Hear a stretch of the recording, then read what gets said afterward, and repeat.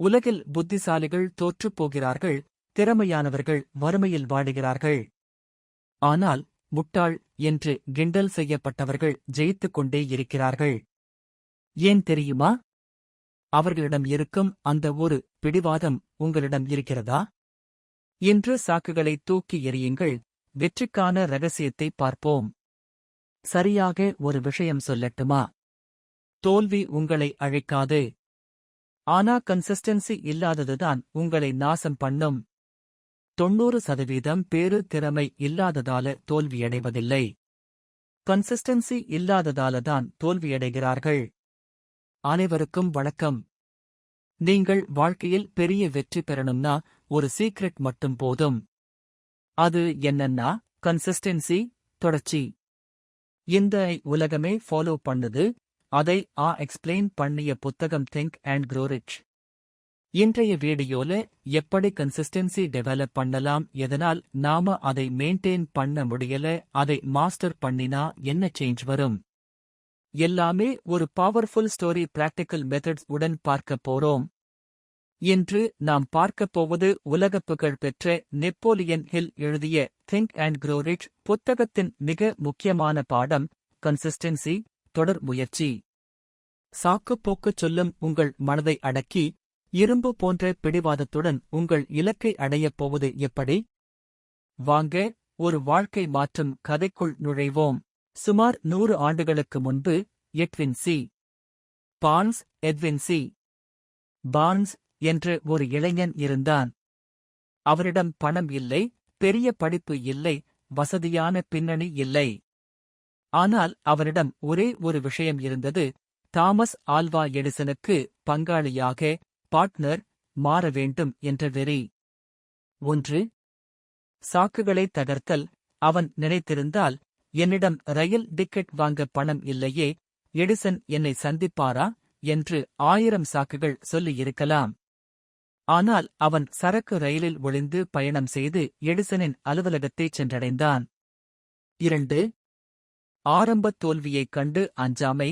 Edison அவனை பார்த்தபோது அவன் ஒரு சாதாரண யாசகனைப் போலத் தெரிந்தான். ஆனால் அவனது கண்களில் தெரிந்த அந்த தீர்க்கமான பிடிவாதத்தை பார்த்து எடிசன் அவனுக்கு ஒரு சாதாரண வேலையைக் கொடுத்தார்.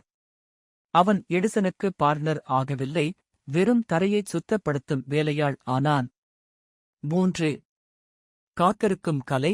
Patience with persistence. சோகஸ்மெலி 1 வருடம் ஆனது, 2 வருடங்கள் ஆனது. இன்னும் பார்ட்னர் ஆகவில்லை.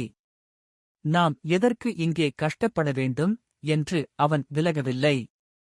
இந்தக் கதையில் பார்ன்ஸ் காட்டிய அந்த அசைக்க முடியாத தன்னம்பிக்கை உங்களுக்கும் இருந்தால், நிச்சயம் என்னால் முடியும் என்று கமெண்ட் செய்யுங்கள்.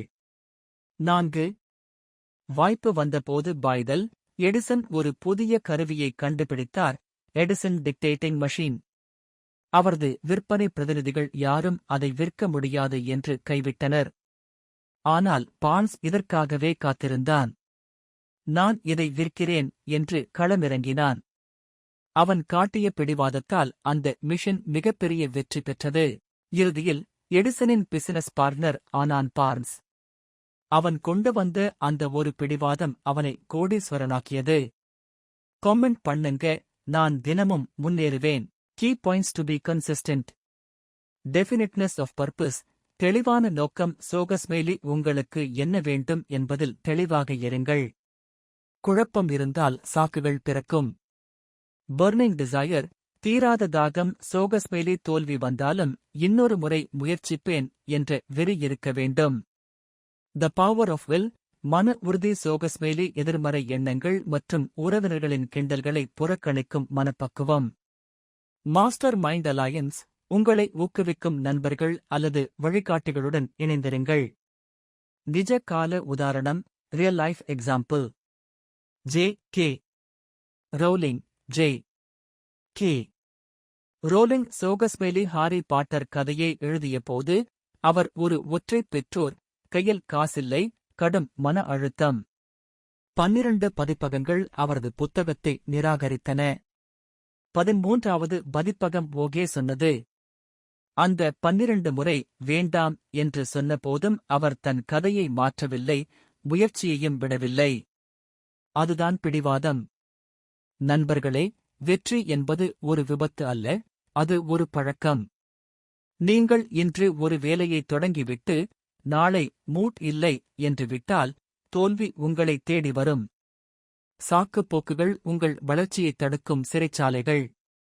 அந்தச் சிறையை உடைத்து உங்கள் பிடிவாதத்தால் வெளியே வாருங்கள். நண்பர்களே, நீங்க இப்போ எந்தல இருந்தாலும் அது மேட்டர் இல்ல. ஆனா நீங்க தினமும் இம்ப்ரூவ் ஆகுறீங்களா? அதுதான் மேட்டர். நினைவில் வையுங்கள், consistency beats talent. Consistency beats luck.